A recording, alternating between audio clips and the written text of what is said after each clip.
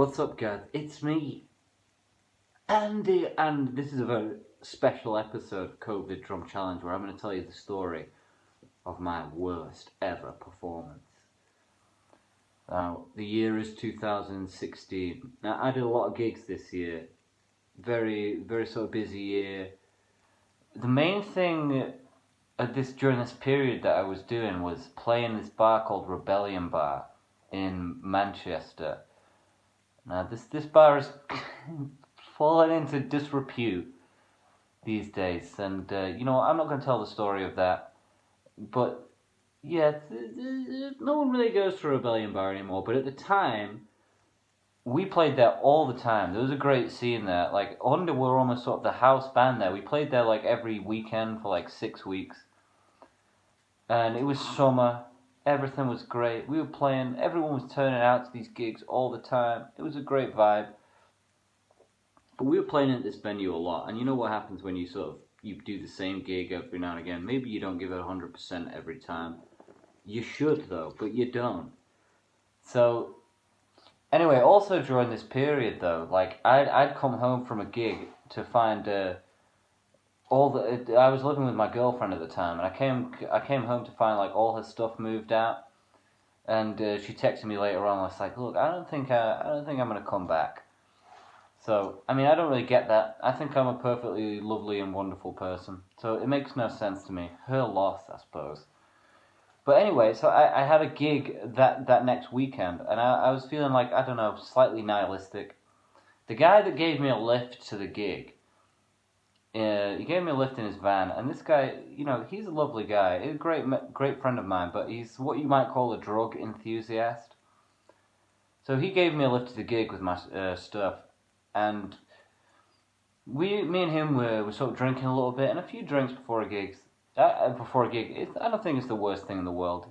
It sort of gets you going a little bit, gets you excited, unless you have too much and your coordination is all off. But we all do it. But at this time, I was kind of like feeling a little bit nihilistic, and I'd been playing at this venue every weekend for the last. I was like, oh, this is another night of rebellion. Anyway, me and him were doing cocaine before the gig. We were having a few lines and just sort of chatting, a few drinks. Had a few joints with the other members of Under,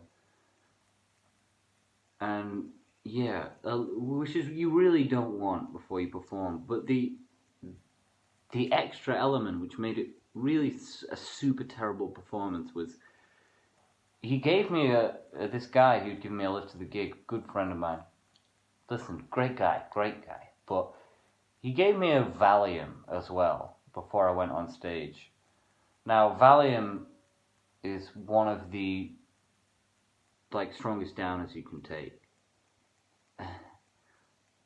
But it was sort of tempered by all this other stuff, the cocaine, the booze and all that. But they kind of started kicking in. They kind of started fighting with each other while I was on stage. Now, there's this one bit in the Under song we were playing, which really, really brought it to the center, like how bad I was playing. It's just right, left, semiquavers on the snare. It's like a marching, galloping kind of thing.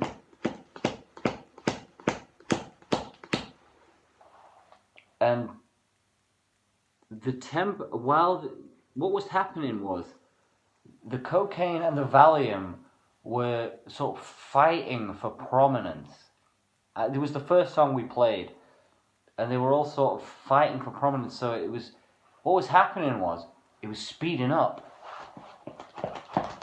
and then the Valium would kick in a little bit, and yeah, it was like a lot of people don't notice when Under make mistakes because it all sounds like bullshit anyway.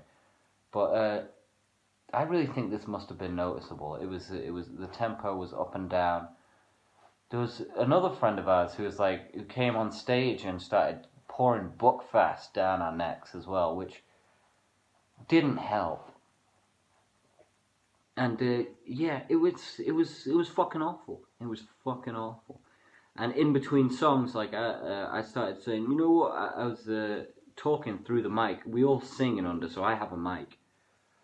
So I was saying to the mic, hey, listen, guys, I've just been learning this beat by the meters. I've been learning Sissy Strut. Listen to this. And I tried to play Sissy Strut just on my own for no reason in between songs. I was like, hey, listen, I've learned Sissy Strut. And I completely fucked it up and, like, couldn't play it. And it was just bemusing to the audience and extremely embarrassing. Stay in school.